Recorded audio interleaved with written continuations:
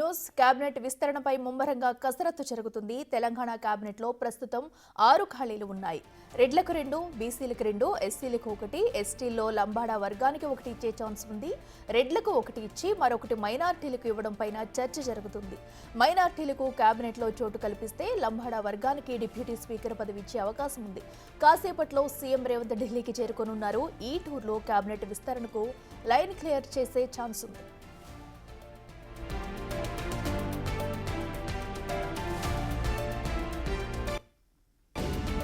ఇదే అంశానికి సంబంధించి మరింత సమాచారం మా ప్రతినిధి హేమ లైవ్ లో అందిస్తారు. హేమ, చెప్పండి, మరి అటు కేబినెట్ విస్తరణకు సంబంధించి కూడా ఈ రోజు ఒక కొలిక్కి వచ్చే ఛాన్స్ ఉందనుకోవచ్చా? ఖచ్చితంగా ఈ ఉగాది వరకు కూడా కేబినెట్ విస్తరణ చేయాలంటూ ఇప్పటికే ఇటు టీ కాంగ్రెస్ నేతలతో పాటు కాంగ్రెస్ అధిష్టానం కూడా భావిస్తుంది. ఇందులో భాగంగానే ఈ రోజు రేపు అందుబాటులో ఉండాలి అంటూ ముఖ్యమంత్రి నుంచి పిలుపువస్తుంది. గోపాల్ పిలుపు మేరకు కాసేపటి క్రితమే అసెంబ్లీ నుండి నేరుగా శంషాబాద్ ఎయిర్పోర్ట్ నుంచి ఢిల్లీకి ముఖ్యమంత్రి రేవంత్ రెడ్డితో పాటు డిప్యూటీ సీఎం బట్టి విక్రమార్క, ఉత్తమ్ కుమార్ రెడ్డి, అదేవిధంగా టీపీసీసీ చీఫ్ కూడా వెళ్లారు. అయితే ప్రభుత్వం ఏర్పడి 15 నెలలు అవుతున్నప్పటికీ కూడా ఇంకా కేబినెట్ విస్తరణ కానివ్వండి, లేదంటే ఇతర అంశాలపైన ఇంకొక కొలికి రానటువంటి నేపథ్యంలో ఈ టూర్ లో మాత్రం ఖచ్చితంగా కేబినెట్ విస్తరణకు సంబంధించి ఒక కొలికి వచ్చేటటువంటి అవకాశం ఉంది. ఉగాది రోజు ప్రకటించేటటువంటి అవకాశాలు కూడా కనిపిస్తున్నాయి. ఇందులో భాగంగా మనం చూసుకుంటే అన్ని సామాజిక వర్గాలకు బీసీ కులగణనకు సంబంధించి అన్ని అంశాలను దృష్టి పెట్టుకొని కూడా ఈ ఏదైతే కేబినెట్ ఉంటాయని అయితే పక్క ప్రస్తుతం వినిపిస్తున్నటువంటి సమాచారం. ఇందులో భాగంగా ప్రస్తుతం మనకి ఓసీ కోటాలో ఇటు ప్రస్తుతం డౌన్ వస్తుంది, ఒకసారి చెక్ చేసుకోండి. ప్రస్తుతం ఓసీ కోటాలో అయితే రేస్ లో కోమటిరెడ్డి రాజగోపాల్ రెడ్డి ఉన్నారు. ఇప్పటికే కోమటిరెడ్డి రాజగోపాల్ రెడ్డి కాంగ్రెస్ లోకి వచ్చినటువంటి సమయంలోనే అధిష్టానం తనకు మంత్రి పదవి ఇస్తానని హామీ ఇస్తేనే తను పార్టీలోకి వచ్చినట్టుగా తెలుస్తా ఉంది. ఇందులో భాగంగా మొదటి దఫాలు ఇవ్వకపోయినప్పటికీ ఈసారి మాత్రం కోమటిరెడ్డి బ్రదర్స్ లో రాజగోపాల్ రెడ్డికి కూడా అవకాశం వచ్చేటట్టు కనిపిస్తా ఉంది. మరొక వైపు ఓసీ కోటాలో కోమటిరెడ్డి రాజగోపాల్ రెడ్డితో పాటు సుదర్శన్ రెడ్డి, ప్రేమ్ సాగర్ రావు పేర్లు కూడా ప్రస్తుతం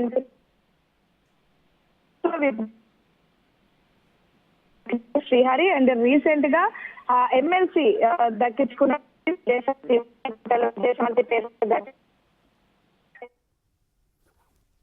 right Hema, thank you.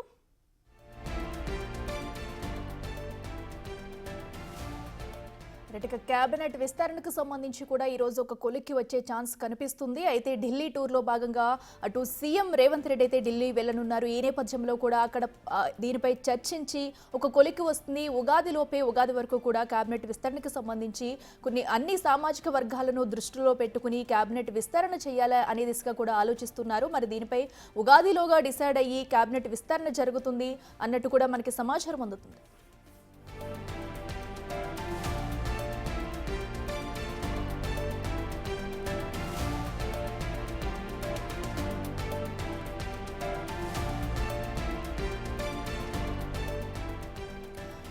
Cabinet విస్తరణపై కూడా ముమ్మరంగా కసరత్తు జరుగుతుంది. తెలంగాణ కేబినెట్ లో ప్రస్తుతం 6 ఖాళీలు ఉన్నాయి. ఈ 6 ఖాళీలను భర్తీ చేసేందుకు కూడా భర్తీ చేసేందుకు కూడా కసరత్తు అయితే చేస్తున్నారు. ఈ నేపథ్యంలోనే మరి కాసేపట్లో సీఎం రేవంత్ రెడ్డి అయితే ఢిల్లీ వెళ్లనున్నారు. వెళ్లిన తర్వాత కూడా ఈ కేబినెట్ విస్తరణ గురించి చర్చించే అవకాశం కనిపిస్తుంది. ఈ ఉగాదిలోగా కూడా కేబినెట్ విస్తరణను విస్తరింపచేయాలని, అన్ని సామాజిక వర్గాలకు న్యాయం చేకూర్చేలా ఈ కేబినెట్ విస్తరణ ఉండబోతుందన్నట్టు కూడా తెలుస్తుంది.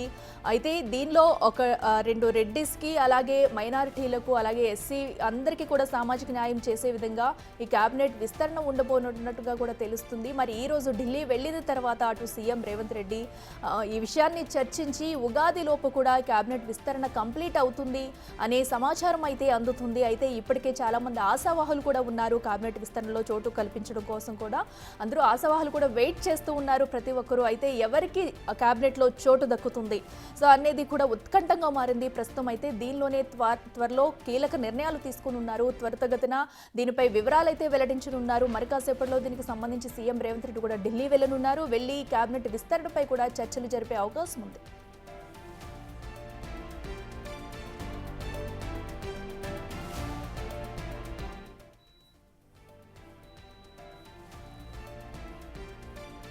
ఇదే అంశానికి సంబంధించి మరింత సమాచారం మా ఇన్పుట్ ఎడిటర్ పవన్ లైవ్ లో అందిస్తారు. పవన్ చెప్పండి, ఇప్పటికే కేబినెట్ విస్తరణపై కూడా అందరూ చాలా మంది అయితే హోప్స్ పెట్టుకుని ఉన్నారు. కేబినెట్ లో ఎవరికి చోటు దక్కబోతుంది, ఎవరెవరికి ఏ కేటగిరీకి కేటాయించబోతున్నారనేది కూడా ఉత్కంఠంగా మారింది. డీటెయిల్స్ ఏంటి? రాష్ట్రంలో కాంగ్రెస్ పార్టీ కొలువుతీరిన తర్వాత ముఖ్యమంత్రిగా రేవంత్ రెడ్డి బాధ్యతలు చేపట్టారు. ఇప్పటికి 15 నెలలు గడుస్తున్నాయి. మొత్తం 11 మంది మంత్రులుగా కొనసాగుతున్నారు. ఇంకో 6 కేబినెట్ స్థానాలు భర్తీ చేయాల్సి ఉంది. ఎప్పటికప్పుడు కేబినెట్ స్థానాల భర్తీ పైన పెద్ద ఎత్తున ప్రచారం అయితే జరుగుతుంది. కానీ ఇప్పుడు చాలా సీరియస్గా దీనిపైన అధిష్టానం దృష్టి పెట్టిందంటూ తెలుస్తుంది. ఎందుకంటే ఇప్పటికే కొన్ని జిల్లాలకు సంబంధించి ఉమ్మడి ఆదిలాబాద్ కావచ్చు, నిజామాబాద్, అట్లనే రంగారెడ్డి జిల్లాకి మొదటి నుంచి కూడా మంత్రివర్గంలో ఎక్కడ కూడా ప్రాతినిధ్యం దక్కలేదు. రంగారెడ్డి జిల్లాలో అటు మల్రెడ్డి రంగారెడ్డి, ఇబ్రహీంపట్నం శాసనసభ్యుడు మల్రెడ్డి రంగారెడ్డితో పాటు పరిగి శాసనసభ్యుడు రామ్మోహన్ రెడ్డి వీళ్ళిద్దరూ కూడా పోటీ పడుతూ ఉన్నారు. కంపల్సరీ రంగారెడ్డి జిల్లాకు మంత్రి పదవి కేటాయించాలి, అవసరమైతే తాను రాజీనామా చేస్తాననే దాకా కూడా మల్రెడ్డి రంగారెడ్డి వ్యాఖ్యానించారు. ఇక ఉమ్మడి ఆదిలాబాద్ జిల్లాలో అటు ప్రేమ్ సాగర్ రావు, ఓసీ కోటాలో వీళ్ళందరూ కూడా ప్రయత్నిస్తూ ఉన్నారు. అటు ఆదిలాబాద్ జిల్లాలో ప్రేమ్ సాగర్ రావు తీవ్ర ప్రయత్నాలు చేస్తున్నారు. ఇక ఉమ్మడి నిజామాబాద్ జిల్లాకు సంబంధించి అటు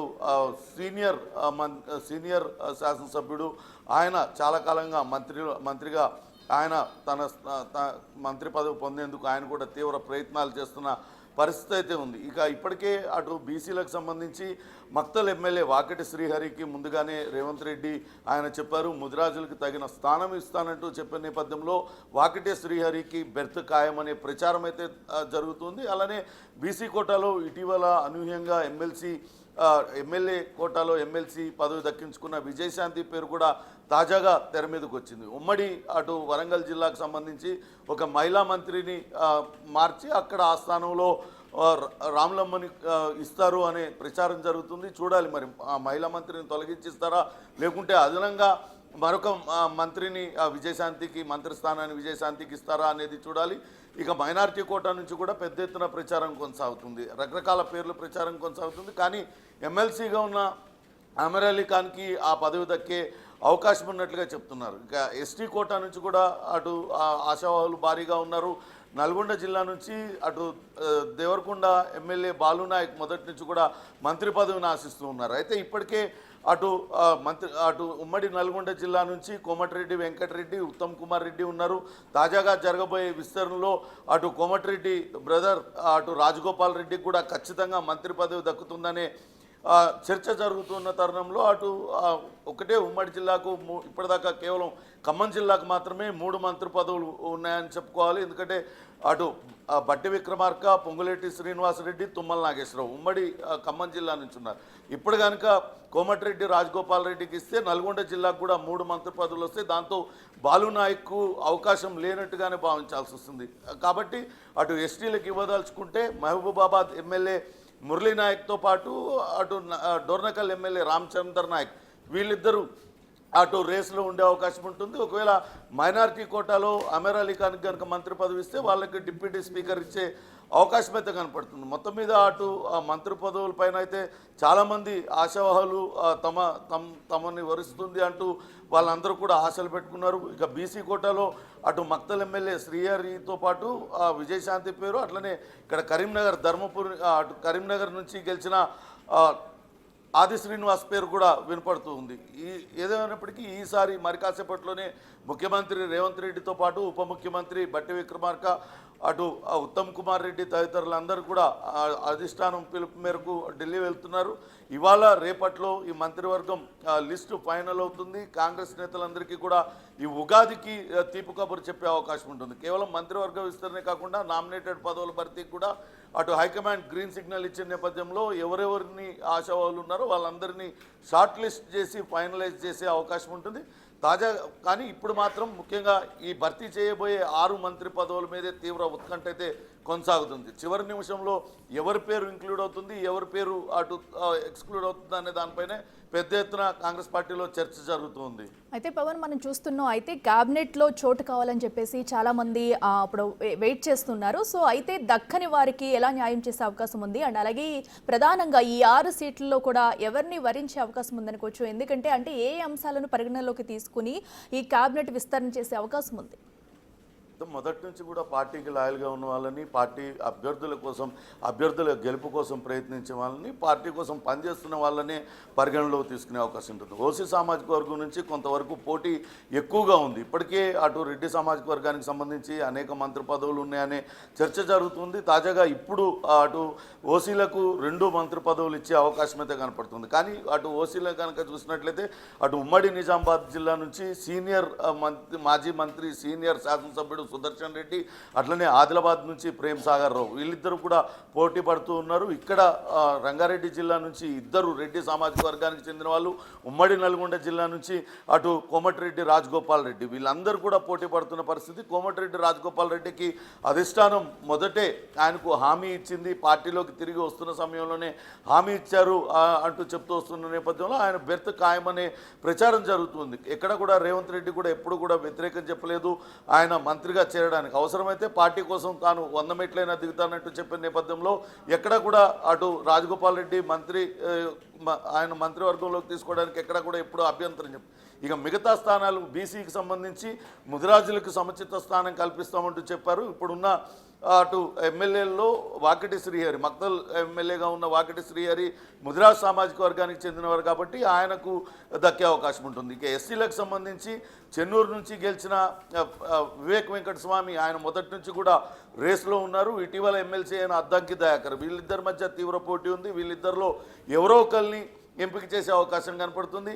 ఇక అట్లనే బీసీకి సంబంధించి ఇందాక చెప్పుకున్నట్లుగా వాకిటి శ్రీహరితో పాటు ఆది శ్రీనివాస్, విజయశాంతి పేరు కూడా అనూహ్యంగా తెర మీదకి వస్తుంది. ఆమెను కూడా మంత్రివర్గంలోకి తీసుకునే అవకాశం ఉన్నట్లుగా ప్రచారం జరుగుతుంది. మరి అధిష్టానం ఎవరి వైపు మొగ్గు చూపుతుంది అనేది కూడా చూడాలి. ఇక ఎస్టీకి వచ్చేసరికి 2 నేతల్లో తీవ్ర పోటీ నెలకొని ఉంది. అటు మహబూబాబాద్ ఎమ్మెల్యే మురళీ నాయక్తో పాటు డోర్నకల్ ఎమ్మెల్యే రామచంద్ర నాయక్, వాళ్ళల్లో ఎవరో ఒకరిని మంత్రివర్గంలోకి తీసుకుంటారనే చర్చ జరుగుతుంది. కానీ ఒకవేళ అటు మైనారిటీ కోటాలో కనుక భర్తీ చేసినట్లయితే వాళ్ళని శాసనసభ డిప్యూటీ స్పీకర్గా ఎవరో ఒక ఎస్టీ అభ్యర్థిని అటు నియమించే అవకాశం ఉన్నట్టుగా తెలుస్తుంది.